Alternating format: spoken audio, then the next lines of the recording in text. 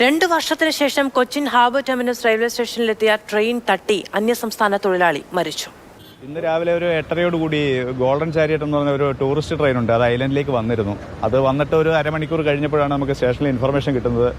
ഈ വാത്തുരുത്തിക്ക് സമീപത്തായിട്ട് റെയിൽവേ ട്രാക്കിൽ ഒരാളെ തട്ടിയിട്ടുണ്ട് എന്നുള്ള ഇൻഫർമേഷൻ കിട്ടുന്നത്.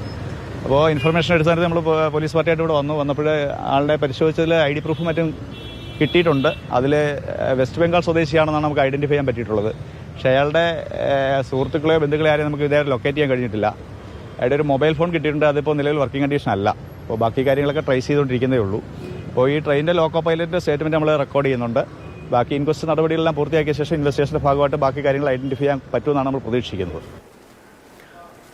സ്നേഹമോൾ ഡയനാൻ വിവരങ്ങളുമായി നമ്മളോടൊപ്പം ചേരുന്നുണ്ട്. സ്നേഹ, 2 വർഷത്തിന് ശേഷം ഒരു ട്രാക്കിലൂടെ ട്രെയിൻ എത്തുമ്പോൾ സ്വാഭാവികമായും അത് സംബന്ധിച്ച മുന്നറിയിപ്പുകൾ ഉണ്ടാവേണ്ടതാണ്. അങ്ങനെ മുന്നറിയിപ്പ് നൽകുന്നതിൽ എന്തെങ്കിലും പിഴവുണ്ടായിട്ടുണ്ടോ? ഈ അപകടം സംബന്ധിച്ച് എപ്പോഴാണ് വിവരങ്ങൾ പുറത്തേക്ക് വന്നത്? മാധു, ഇന്ത്യയിലെ തന്നെ ഏറ്റവും പഴക്കമേറിയ ഒരു റെയിൽവേ ട്രാക്കിലൂടെ 2 വർഷത്തിന് ശേഷം ഈ ട്രെയിൻ കടന്നു പോകുന്നു എന്നുള്ളത് കൊച്ചിക്കാരെ സംബന്ധിച്ച് ഏറെ സന്തോഷകരമായൊരു വാർത്തയായിരുന്നു.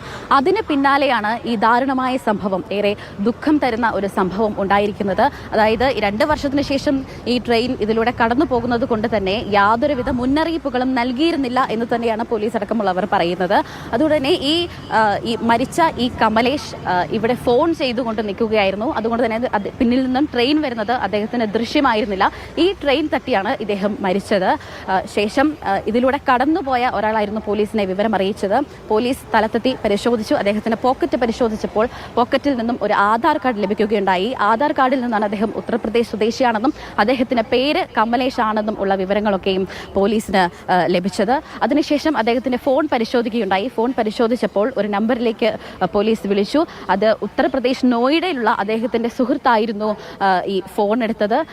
അദ്ദേഹം പറഞ്ഞ വിവരമനുസരിച്ച് അദ്ദേഹം ഈ സമീപ പ്രദേശത്ത് തന്നെ ഒരു കോൺട്രാക്ടറുടെ കീഴിൽ ജോലി ചെയ്യുകയായിരുന്നു.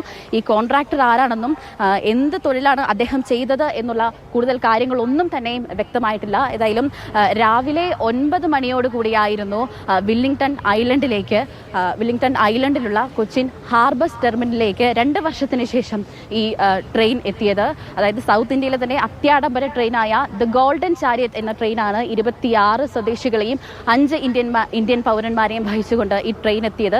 മുന്നറിയിപ്പൊന്നും ഇല്ലാത്തത് തന്നെയാണ് ഈ അപകടത്തിന് കാരണം എന്ന് തന്നെയാണ് പോലീസ് പറയുന്നത്. അദ്ദേഹത്തിന്റെ തലയ്ക്ക് ഗുരുതരമായി പരിക്കേറ്റിരുന്നു. ഇതുതന്നെയാവാം മരണകാരണം എന്നാണ് പോലീസിന്റെ പ്രാഥമിക വിവരം.